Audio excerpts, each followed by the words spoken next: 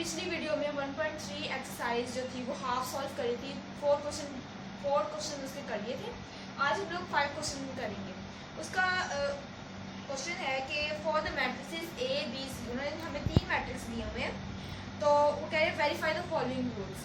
उन्होंने हमें कुछ रूल्स भी दिए हुए हैं as a parts of the question.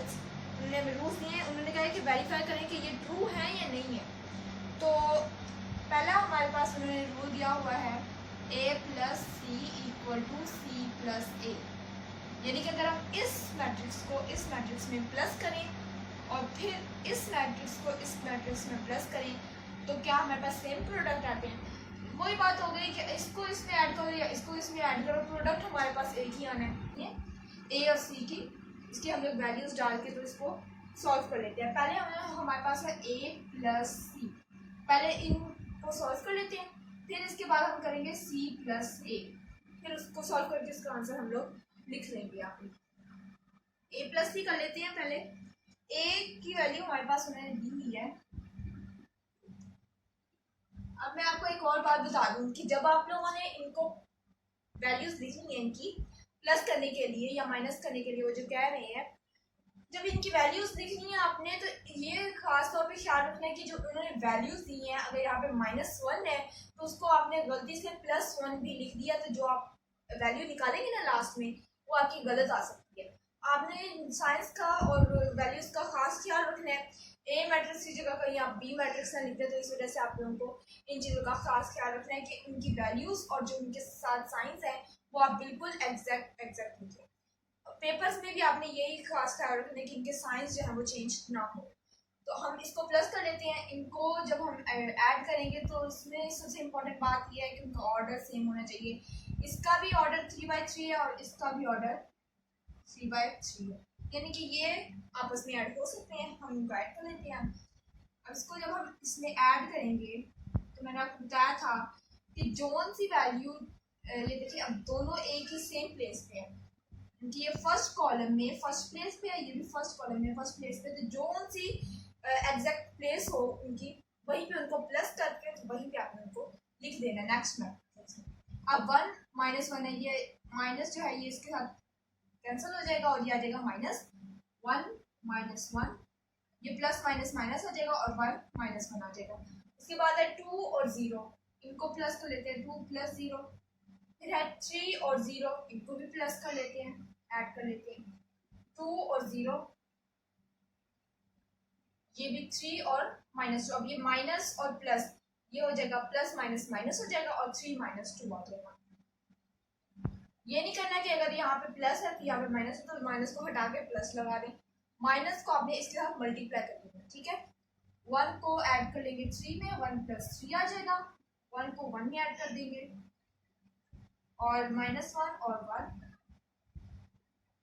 और ये आ जाएगा 0 प्लस। अब इनको हम सॉल्व कर लेते हैं। जब हम इनको सॉल्व करेंगे तो जो हमारा प्रोडक्ट आएगा उसको हम यहाँ पे लिख लेंगे। हमारा जो प्रोडक्ट आता है उसमें फर्स्ट बेस पे है 0। अब 0 के साथ कोई साइन नहीं लगता और यहाँ पे आएगा 2 आएगा। 2 + 0 2 होता है। 1 + 1 2 होता है। 2 + 0 2 आ जाएगा और 3 - 2 आ जाएगा हमारे पास 1। -1 + 1 0 हो जाएगा और 3 में 0 ऐड किया 3 आएगा और यहाँ पे 4 आ जाएगा, यहाँ पे 2 आ जाएगा।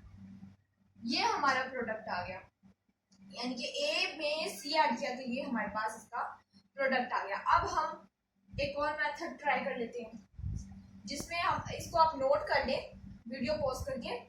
अगला हम लोग जो है इसको रेस करके अगली वैल्यू लिख देंगे। इसकी वैल्यू हम लिख देंगे। हम लोगों ने ए को सी में ऐड किया और हमारे पास ये प्रोडक्ट आ गया। अब हम लोग सी को ए में ऐड करेंगे।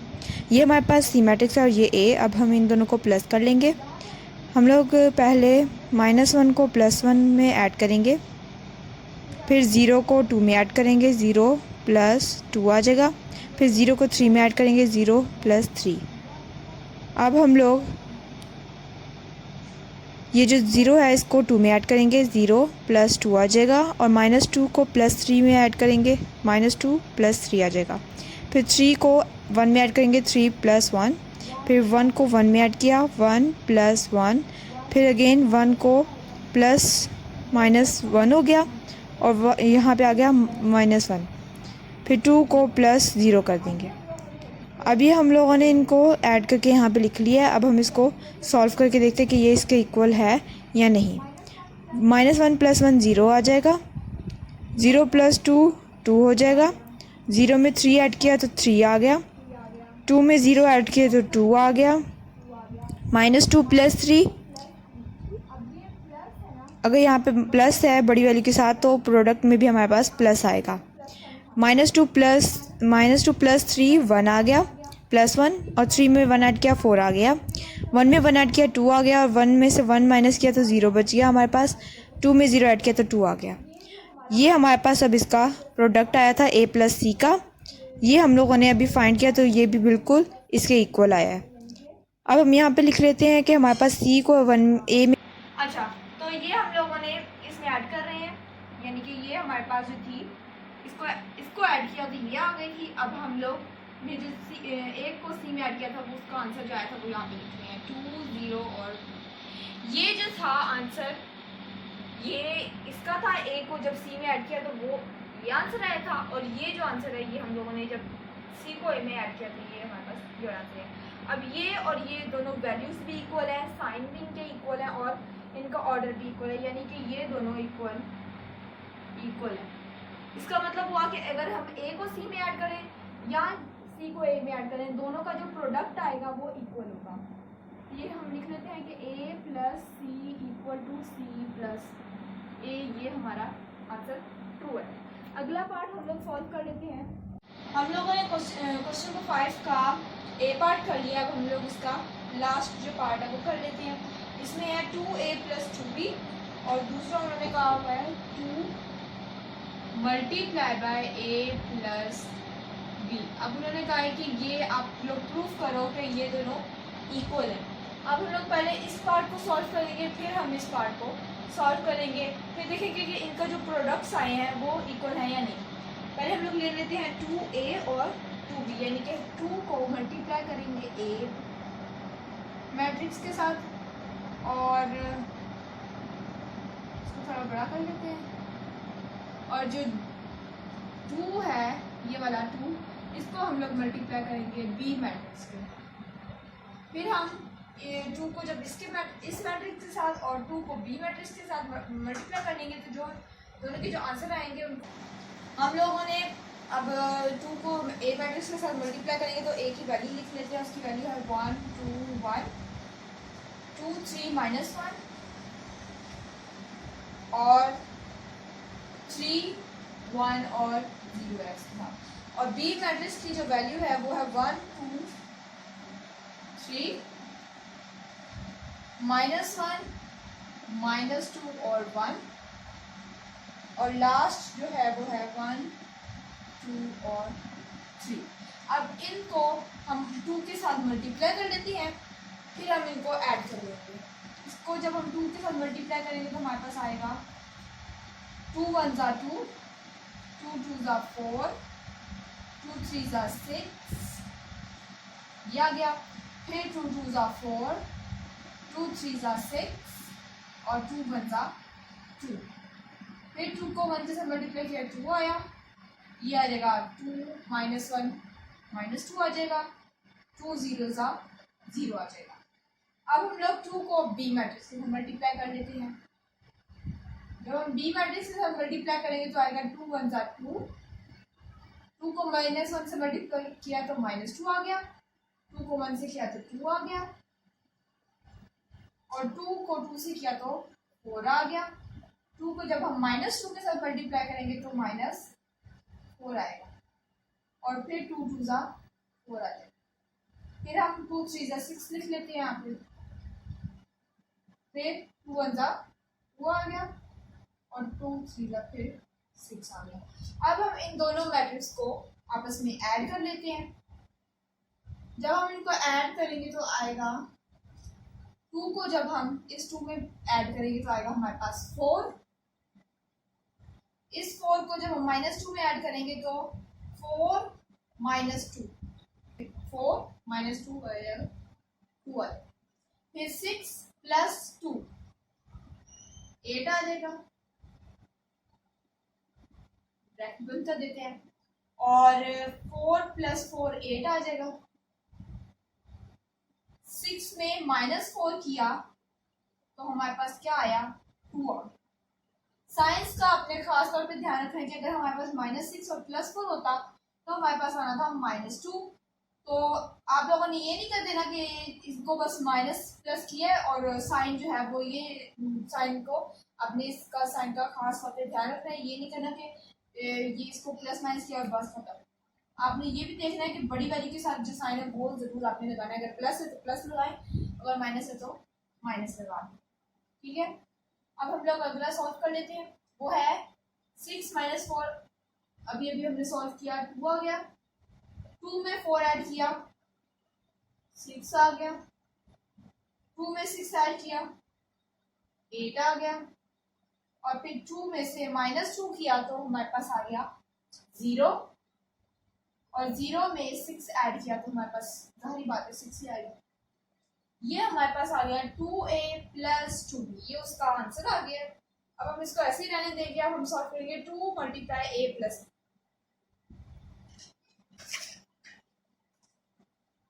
तो हम लोग रेस कर लेते हैं। आप लोग वीडियो पॉज करके इसको नोट करना चाहते हैं तो आप लोग इसको नोट भी कर लें।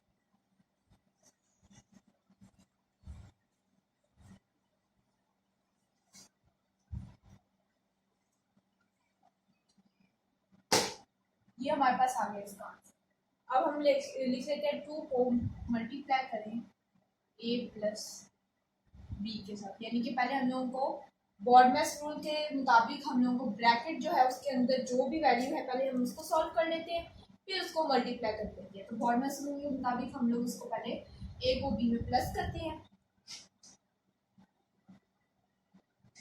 ये हमारा हो गया। अब हम इसको सॉल्व करेंगे। a को b में प्लस करेंगे, a matrix plus b matrix. इनको जब हम सॉल्व करेंगे तो जो आंसर आएगा उसको मल्टीप्लाई बाय 2 कर देंगे। यहाँ पे जो आंसर 2 कर लेंगे। हमारे पास a की वैल्यू है 1 2 1 2 3 -1 और 3 1 0। अब हम b की वैल्यू लिख लेते हैं। b की वैल्यू है 1 2 3 -1 -2 0, फिर दोबारा 1 2 और 3। ये हमारे पास b की वैल्यू है। अब हम इन दोनों को ऐड कर लेते हैं। 1 में 1 ऐड किया 2 आ गया। ठीक है, फिर 2 में -1 किया, यानी कि बड़ी वैल्यू के साथ प्लस है तो हमारे आंसर में भी प्लस आएगा, इनके अकेला प्लस बना गया। 3 में 1 ऐड किया तो आ गया 4। 2 में 2 ऐड किया आ गया 4। और 3 में हम लोगों ने -2 किया तो हमारे पास बड़ी वैल्यू के साथ प्लस है तो हमारे पास प्लस आएगा। यहाँ पे आएगा हमारे पास 1। और 1 में 2 ऐड किया तो हमारे पास आ गया 3। 1 में 3 ऐड किया 4 आ गया। फिर हम -1 में 1 ऐड करेंगे, यानी -1 + 1 तो ये आ जाएगा 0 आ जाएगा हमारे पास। हम यहाँ पे 0 लिख देते हैं। फिर हम 0 में 3 ऐड करेंगे तो हमारे पास आएगा 3 आ जाएगा। अब हम इसको 2 के साथ मल्टीप्लाई कर लेते हैं। जैसे कि हम लोगों ने यहाँ पे ये जो 2 था इसको हम लोगों ने यहाँ पे लिख दिया। और अब a + b की वैल्यू हमारे पास आ गई तो हम इसको इसके साथ मल्टीप्लाई कर देते हैं। जब हम इसको मल्टीप्लाई करेंगे तो हमारे पास आंसर आएगा 2 2 ज़ा 4 आ जाएगा, 4 2 ज़ा 8, फिर दोबारा 4 2 ज़ा 8 आएगा। फिर हम 2 को 1 से किया तो 2 आ गया हमारा। 2 1 ज़ा 2 आ गया। फिर 2 0 ज़ा 0, फिर 2 4 ज़ा 8 और 2 3 ज़ा 6 और ये लास्ट में 2 3 ज़ा 6। अब हम इन दोनों को देख लेते हैं। ये इक्वल है, इनका ऑर्डर इक्वल है, इनके साइन भी इक्वल है और इनकी वैल्यूज भी इक्वल है। आप लोग देख सकते हैं कि इनकी वैल्यूज बिल्कुल इक्वल है। इसका मतलब है कि इन्होंने जो हमें रूल दिया था वह बिल्कुल सही है और हम लोगों ने इसको वेरीफाई कर दिया कि ये ट्रू है। ये भी हमारा पार्ट हो गया। इन दोनों की वैल्यूज हम लोगों ने निकाली हैं अलग-अलग से और इनको इकट्ठे लिख दिया कि ये दोनों इक्वल है। अब बाकी के जो पार्ट्स हैं वो बिल्कुल इसके एग्जैक्टली सेम है, वो सब जो है वो ट्रू है, यानी कि इन्होंने हमसे ट्रू फॉल्स नहीं पूछा, उन्होंने कहा है कि इसको आपने सॉल्व करना है, कैसे ना कैसे इसका आंसर आपने सही लाना है, क्योंकि इसका आंसर गलत हो ही नहीं सकता, ये रूल्स हैं और इनको आपने वेरीफाई करना है कि ये अगर तो आपका आंसर लास्ट में इक्वल नहीं आता कि जैसे हमारे पास 2a + 2b और 2 को मल्टीप्लाई किया है a + b से, तो हमारा दोनों का आंसर सेम आया। अगर तो किसी भी पार्ट में आपका आंसर सेम नहीं आता, इसका मतलब है कि आपने कहीं ना कहीं गलती की है। आप उसको दोबारा से चेक करें और देखें कि आपने कहाँ पे गलती की है और फिर उसको सही करें। हम लोगों ने क्वेश्चन नंबर 5 किया है। अब क्वेश्चन नंबर 6 में उन्होंने कहा है कि a मैट्रिक्स और b मैट्रिक्स की वैल्यू दी हुई है, उसमें हम लोगों ने फर्स्ट पार्ट में फाइंड करना है 3a - 2b। सेकंड पार्ट बहुत सिंपल है, इसमें बस a का ट्रांसपोज लेना है, b का ट्रांसपोज लेना है, बाकी यहाँ पे 2 है और यहाँ पे 3 है, बाकी सारा सेम है यहाँ पे। अब हम लोग ये सॉल्व कर लेते हैं। 3 को मल्टीप्लाई बाय a मैट्रिक्स है 1, ये हमारे पास इसके a मैट्रिक्स और b मैट्रिक्स की उन्होंने वैल्यूज दी हुई हैं। अब हम इसको सॉल्व कर लेते हैं। 3 को हम इसके साथ मल्टीप्लाई करेंगे तो हमारे पास आएगा 3, 3 1 3, 3 2 -6, 3 3 9, 4 3 12, फिर माइनस आ जाएगा। हम 2 को इस ब्रैकेट के साथ मल्टीप्लाई कर देंगे, 2 0 0, 7 2 14, 2 3 6, -6 आ जाएगा यहाँ पे, और 8 2 16। अब इन दोनों को हम लोग माइनस कर लेते हैं। हम यहाँ पे इसको माइनस कर लेते हैं। 3 - 0, 3 में से जब 0 निकाले तो बाकी 3 ही बचा। 9 - 6, यानी माइनस और माइनस जो है 9 माइनस ये -6 उन्होंने दिया, माइनस माइनस प्लस हो जाएगा, 9 + 6 आ जाएगा। 9 को 6 में प्लस करें 15 आ गया। अब हम यहाँ पे 15 लिख लेते हैं, और 6 में -14 करें, यानी -6 और -14, माइनस माइनस प्लस हो जाएगा। 6 में 14 ऐड किए तो हमारे पास 20 आ जाएगा, और माइनस का साइन आ जाएगा इसके साथ, यानी कि 6 - 14 = -20, ये आ गया हमारे पास। अब 12 और -16 आ जाएगा। अब 12 में से जब हम 16 निकालेंगे तो बड़ी वैल्यू के साथ, अब ये देखें, प्लस और माइनस माइनस हो जाएगा, तो 12 - 16 इस तरह है ना। तो जब हम बड़ी वैल्यू के साथ देखेंगे माइनस है, तो आंसर पे भी हम माइनस ही लगाएंगे, और 12 में से 16 निकालेंगे तो हमारे पास 4 आ जाएगा। ठीक है, फिर हमारे पास आ जाएगा -4।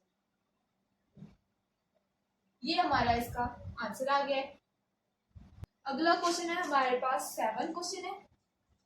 मैंने हमें कहा था 3a - 2b, यानी 3 को a से मैट्रिक्स के साथ मल्टीप्लाई करना था, फिर 2 को मैट्रिक्स b के साथ मल्टीप्लाई करना था, और उनका जो प्रोडक्ट्स था उनको आपस में माइनस कर देना था। ये हमारा प्रोडक्ट आ गया 3a - 2b = दिस मैट्रिक्स। आप लोग ये लिख देंगे, और अगला हमारे पास है क्वेश्चन नंबर 7, वो हम लोग सॉल्व करेंगे। और इसका जो सेकंड पार्ट है वो भी बिल्कुल इसकी सेम है, बस a का ट्रांसपोज लेना है और b का ट्रांसपोज लेके उनको जो सा उन्होंने कहा है कि 2 से मल्टीप्लाई करो, 3 से मल्टीप्लाई करो, जिस तरह हमने इसको मल्टीप्लाई किया उनका ट्रांसपोज लेके हम लोगों को उन्होंने वैल्यू दी हुई है 7 की, कि अगर हम 2 को इस मैट्रिक्स के साथ मल्टीप्लाई करें और 3 को इस मैट्रिक्स के साथ मल्टीप्लाई करें, और फिर जो वैल्यू आए उसको अगर हम प्लस करें तो हमारे पास ये वाला मैट्रिक्स आना चाहिए। अब हम इसको सॉल्व कर लेते हैं, और उन्होंने कहा कि a और b की वैल्यू हम लोगों ने फाइंड करनी है, तो हम लोग इसको फाइंड कर लेते हैं। पहले तो हम इसको इस तरह मल्टीप्लाई करेंगे, तो आ जाएगा 2 2 4 आ जाएगा, और आ जाएगा 2 3 -6, 4 2 8, और 2 ये a है, ये आ जाएगा 2 a आ जाएगा। अगला हमारे पास जो मैट्रिक्स है उसको हम 3 के साथ मल्टीप्लाई करने को कह रहे हैं, तो हम उसको मल्टीप्लाई कर देते हैं। 3 1 3 आ जाएगा, और 8 3 हमारे 24, और ये 3 भी आ जाएगा हमारे पास। 3 को b से मल्टीप्लाई किया, 3 भी आ गया, और 4 3 इसको ऐड कर लेते हैं। जब हम इसको ऐड करेंगे तो हमारे पास आएगा, 4 को 3 में ऐड किया 7 आ गया, 8 को 3 में ऐड किया 11 आ गया, 11 b आएगा, b आपने जरूर लगाना, ठीक है। और 6 को हम जब -6 को +12 में 24 में करेंगे तो हमारे पास इस तरह, जब हम -6 को +24 करेंगे तो हमारे पास आ जाएगा 18। अब हम यहाँ पे 18 लिख लेते हैं। और जब हम 2a को -12 करेंगे यानी प्लस माइनस माइनस ही हो जाएगा, तो 2a - 12 करेंगे तो हमारे पास आएगा -10a। और ये वैल्यू हम लोग यहाँ पे लिख लेते हैं 7, 1, 18 और 10। अब जैसे हम लोगों ने एक्सरसाइज 1.1 जब मैंने सॉल्व करवाई थी तो उसमें इसी तरह का कोई क्वेश्चन आया था जिसमें हमें यहाँ पे a b c d की वैल्यू दी हुई थी और यहाँ पे इक्वल्स टू हमें वैल्यूज दी हुई थी। तो हम लोगों ने उसको इक्वालिटी का साइन लगा के सॉल्व करा था। तो अगर आपने वो वीडियो नहीं देखी मेरी तो वो ज़रूर देखें, उससे आप लोगों को समझ आएगी, अच्छी तरह समझ आएगी कि इसको किस तरह सॉल्व करना है। अगर तो आपको यहाँ से समझ नहीं आ रही तो आप वो वीडियो ज़रूर देखें। इसको जब हम सॉल्व करेंगे तो ये 7 और 7 इनमें कोई वेरिएबल नहीं है, यानी a b कुछ भी नहीं है, तो ये दोनों इक्वल है। इसका मतलब है हमारा ये वाला जो पार्ट है वो बिल्कुल सही सॉल्व हुआ है। ये 18 और ये 18, इन दोनों में भी कोई a या b या c नहीं है और इन दोनों की वैल्यूज भी सेम है, यानी कि ये हमारा पार्ट फर्स्ट कॉलम जो है वो बिल्कुल करेक्ट सॉल्व हुआ है। सेकेंड कॉलम में हम लोगों के पास b और a है, उन दोनों की हम लोगों ने अब हम लोग किस तरह करेंगे कि 11b = 1 लिख देंगे, यानी कि ये सेकंड कॉलम में फर्स्ट प्लेस है और ये भी सेकंड कॉलम में फर्स्ट प्लेस है, ये इसके इक्वल है तो हम =1 है। अब हम इसको सॉल्व कर लेंगे जिस तरह हम लोग बाकी अलजेब्रा में सॉल्व करते हैं उसी तरह हम इसको भी सॉल्व कर लेंगे। b = 1/11 ये हमारा आंसर आ जाएगा। उसके बाद -10a = 10, -10a = 10। अब हम इस -10 को उधर ले जाएंगे, हमारे पास वैल्यू आ जाएगी 10 ओवर माइनस आ जाएगा और ये 10 आ जाएगा और ये आपस में कट जाएंगे और आएगा हमारे पास आंसर -1, यानी कि b की वैल्यू हमारे पास है 1/11 और a की वैल्यू है -1। यहाँ पे लिख लेते हैं कि a = -1 और b की वैल्यू है 1/11। अब हम लोगों ने चेक करना है कि ये दोनों हमारी वैल्यू सही हैं या नहीं।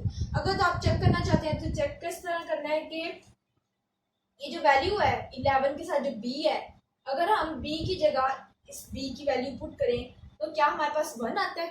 जैसे कि ये 11b = 1, अगर हम इस b की जगह इस b की वैल्यू पुट कर दें इस तरह, अगर हम 11 को मल्टीप्लाई बाय ये b की वैल्यू हमारे पास है -11, अगर हम इसकी 1/11, अब ये 11 से कट जाएगा, हमारे पास क्या बच गया 1 और ये किसके इक्वल था 11b 1 के इक्वल था, यानी 1 = 1, यानी कि हमारा आंसर b का आंसर जो है वो बिल्कुल सेम आया।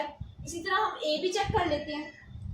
a की वैल्यू है हमारे पास -1, -10 को -1 से मल्टीप्लाई करेंगे तो क्या हमारे पास 10 आता है, तो माइनस माइनस प्लस हो जाएगा और ये 10 आ जाएगा। 10 = 10, यानी कि ये a की वैल्यू भी हमारे पास बिल्कुल करेक्ट है, a और b हमारे पास बिल्कुल सही वैल्यूज हैं। ये हमारा क्वेश्चन नंबर 7 था, ये भी कंप्लीट हो गया। अगला हमारे पास है क्वेश्चन नंबर 8, इसको आप वीडियो पॉज करके देख सकते हैं। क्वेश्चन नंबर 7 हम लोगों ने सॉल्व कर लिया। अब हमारे पास है क्वेश्चन नंबर 8, उसमें उन्होंने कहा है कि a और b की वैल्यू दी हुई है और उन्होंने हमें कुछ पार्ट्स दिए हुए हैं जिनमें पहला पार्ट हम लोग सॉल्व कर लेते हैं। पहला और दूसरा सेम है, दूसरा जो है वो भी बिल्कुल इसके सेम ही है, बस उसमें माइनस है और इसमें प्लस है। इसमें है a + b का होल का ट्रांसपोज, ठीक है, और साथ में उन्होंने कहा हुआ है a का ट्रांसपोज प्लस b का ट्रांसपोज। अब उन्होंने हमें कहा है कि a + b को पहले सॉल्व करो, फिर उसका ट्रांसपोज लो और a का ट्रांसपोज लो, फिर b का ट्रांसपोज लो, फिर जो वैल्यू आए उनको ज्वाइन कर लो। तो हम पहले ये वाला सॉल्व कर लेते हैं, a + b होल ट्रांसपोज। अब इन दोनों को हम ऐड कर लेते हैं, ऐड किया तो हमारे पास आया 1 + 1 2, 2 + 1 3 और 0 + 2 2 आ गया और 1 + 0 1 आ गया। अब हम इसका होल का ट्रांसपोज ले लेंगे, ये हमारे पास आ गया ए प्लस बी। जब हम इसका होल का ट्रांसपोज लेंगे तो हमारे पास आएगा ए प्लस बी होल का ट्रांसपोज। तो यानी कि ट्रांसपोज में हम क्या करते हैं, जैसे मैं आपको टाइप्स ऑफ मैट्रिसेस पढ़ाते हुए बताया था कि ट्रांसपोज में हम क्या करते हैं कि जो रोज़ होती हैं उनको कॉलम्स में चेंज कर देते हैं और जो कॉलम्स होते हैं उनको रोज़ में चेंज कर देते हैं। अगर आप पहले कॉलम को रोज़ में चेंज कर दें तो वो रोज़ कॉलम में खुद ब खुद ही चेंज हो जाती हैं, या अगर आप रोज़ को कॉलम में चेंज कर दें तो कॉलम रोज़ में खुद ब खुद चेंज हो जाते हैं। तो हम लोग कर लेते हैं कि कॉलम को रो में चेंज कर देते हैं। 2 और 2 है, इसको हम रो में बना देंगे तो हमारे पास आ जाएगा 2 और 2। इस तरह था, इसको हमने इस तरह कर दिया। अब ये 3 और 1 है, इसको हम इस तरह कर देंगे, यानी कि नंबर रो 2 बना देंगे, रो नंबर 2 बना देंगे इसको, नंबर 2 कॉलम।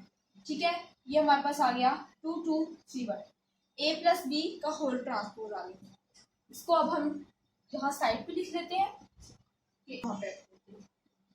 अगर आप नोट करना है तो आप वीडियो पॉज करके कर सकते हैं।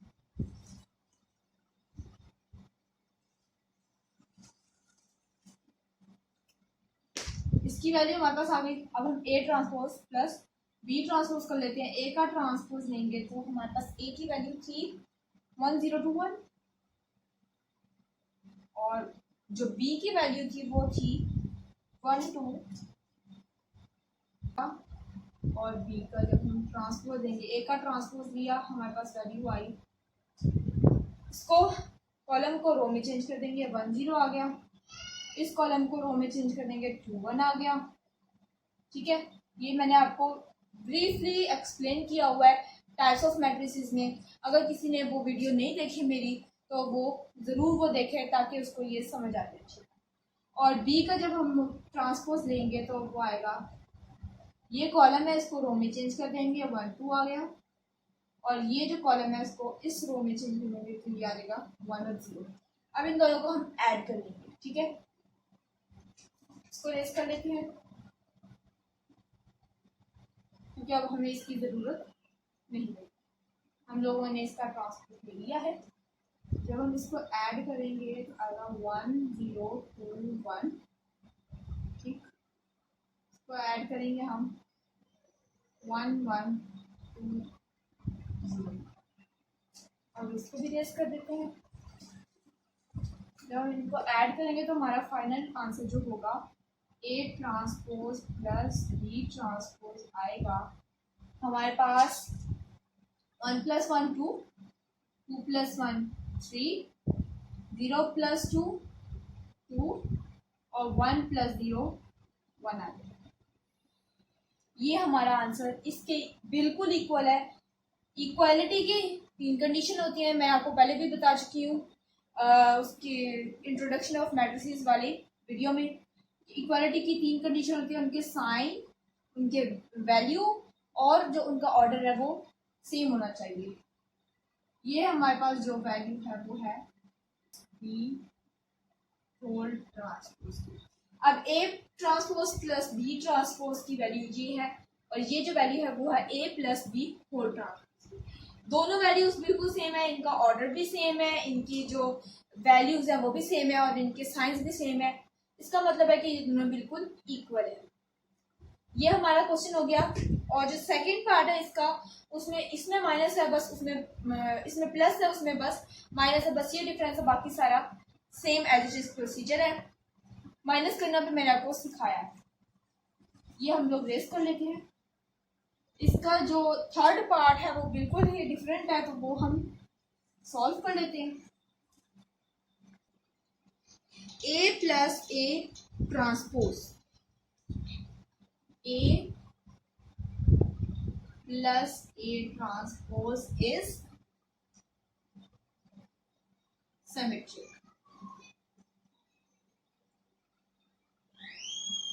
सिमेट्रिक क्या होता है? सिमेट्रिक मैंने आपको पहले भी बताया है टाइप्स ऑफ मैट्रिसेस में कि अगर हम किसी मैट्रिक्स का ट्रांसपोज लेते हैं तो वो उसके नेगेटिव ए के इक्वल होना चाहिए। सिमेट्रिक क्या होता है? सिमेट्रिक मैंने आपको जैसे टाइप्स ऑफ मैट्रिसेस में बताया था कि सिमेट्रिक वो होता है अगर जैसे कोई हमारे पास ए मैट्रिक्स है, अगर हम उसका ट्रांसपोज लें तो वो उसके ए के इक्वल होने चाहिए। अगर ए मैट्रिक्स है, अगर हम उसका ट्रांसपोज लें और वो दोनों इक्वल हों तो वो होता है सिमेट्रिक। अब हम देख लेते हैं कि ए प्लस ए ट्रांसपोज सिमेट्रिक है। इसका मतलब है कि जब हम ए का ट्रांसपोज लेंगे, पहले ए जो मैट्रिक्स है उसका ट्रांसपोज लेंगे, फिर उसको हम ए में ऐड करेंगे, फिर जो वैल्यू आएगी क्या वो ए मैट्रिक्स की वैल्यू की सेम है, तो वो हम लोगों ने प्रूफ करना है कि है या नहीं है। तो हम ए की वैल्यू लिख लेते हैं। पहले ए की वैल्यू हम लोगों ने देखी कि 1021 है।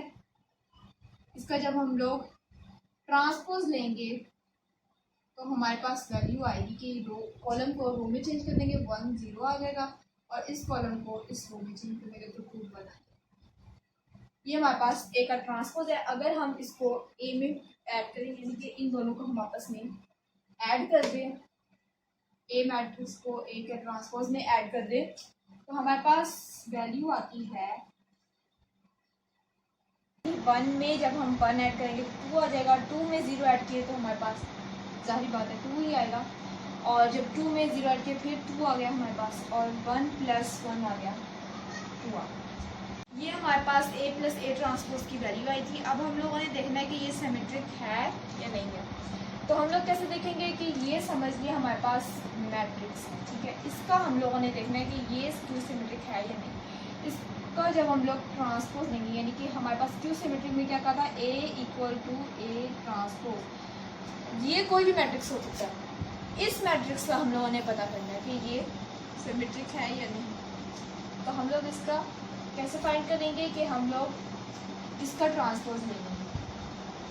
इसका ट्रांसपोज 2 2 2 2 है तो ये 2 2 2 2 ही आएगा।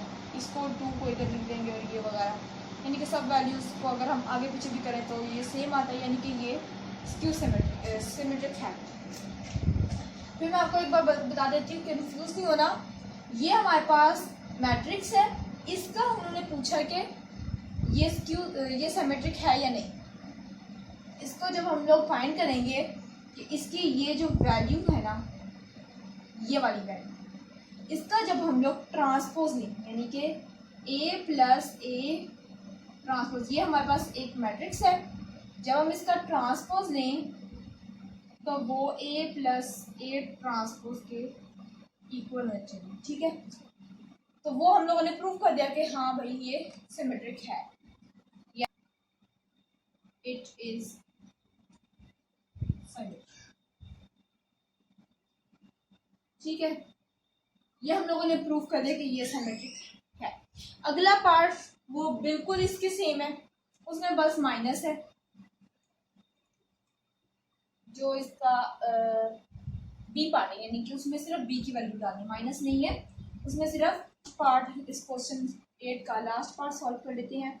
उसमें है B minus B transpose is skew symmetric. ये उन्होंने कहा कि स्क्यू सिमेट्रिक है। अब इसमें हम लोग को बताना है कि कैसे ये स्क्यू सिमेट्रिक है। हम लोग पहले बी को ट्रांसपोज लेंगे। बी की वैल्यू है 1 2 1 0। जब हम इसका ट्रांसपोज लेंगे तो हमारे पास वैल्यू आएगी, इस कॉलम को रो में चेंज कर देंगे 1 2 आ जाएगा, और इस कॉलम को ये हमारे पास बी का ट्रांसपोज आ गया। अब हम बी के ट्रांसपोज को माइनस कर देंगे बी से, इसको हम माइनस कर देंगे इस तरह, ठीक है। जब हम इसको माइनस करेंगे तो हमारे पास बी माइनस बी ट्रांसपोज की वैल्यू आएगी 1 - 1 0 1 - 2 -1, ठीक है। कि अगर हम 1 में से -2 करें तो बड़ी वैल्यू के साथ जो माइनस है उसकी वजह से हमारे पास आंसर में भी माइनस आ जाएगा। तो 2 में से 1 गए, बाकी बचा 1, और इसके साथ जो बड़ी वैल्यू है इसके साथ प्लस है तो हमारे आंसर में भी प्लस आया, और 0 में से 0 का बचे 0 बचे हमारे पास। अब हमने इसका क्या फाइंड करना है कि ये स्क्यू सिमेट्रिक है। स्क्यू सिमेट्रिक का मैंने आपको बताया, पहले भी मैं बता चुकी हूँ टाइप्स ऑफ मैट्रिसेस में। स्क्यू सिमेट्रिक क्या होता है, a transpose equal to minus a. अब इसका ये मतलब नहीं है कि इसमें ए की वैल्यू ए मैट्रिक्स ढूंढ के हमने उसको डाल, इसमें कोई भी मैट्रिक्स हो सकता है, बी सी डी। अब ये हमारे पास एक मैट्रिक्स है, ये वाला मैट्रिक्स, ठीक है। इसका ट्रांसपोज लेंगे और इसका नेगेटिव लेंगे और बताएंगे कि ये दोनों इक्वल है। अब हम जब इसका ट्रांसपोज लेंगे, इसका जब हम ट्रांसपोज लेंगे तो हमारे पास जो वैल्यू आएगी वो क्या आएगी, इसका जब हम ट्रांसपोज लेंगे तो ये कॉलम इस रो में चेंज हो जाएगा, 1 0 आ जाएगा, और ये कॉलम इस रो में चेंज हो जाएगा, -1 0 आ जाएगा। अब हमें बताना है कि ये इसके नेगेटिव के इक्वल है। जब हम इसका नेगेटिव लेंगे तो हमारे पास कौन सी वैल्यू आएगी, यहाँ पे लिख लेते हैं, negative of B minus B transpose, ठीक है। इसका जब हम यहाँ पे नेगेटिव, ठीक है, इससे जब हम नेगेटिव लेंगे, जब हम इसके हम नेगेटिव को मल्टीप्लाई करेंगे, 0 के साथ नेगेटिव लगे तो 0 भी आता है, उसके साथ कोई साइन नहीं होता, ये आ जाएगा -1 आ जाएगा, +1 था -1 हो गया, ये -1 था ये +1 हो गया, और ये जो 0 था ये फिर 0 हो गया। यानी कि ये जो था b माइनस बी ट्रांसपोज का होल ट्रांसपोज था, यानी कि इस मैट्रिक्स का ट्रांसपोज था, और इस मैट्रिक्स का नेगेटिव ये है, और ये वैल्यू बिल्कुल इक्वल है।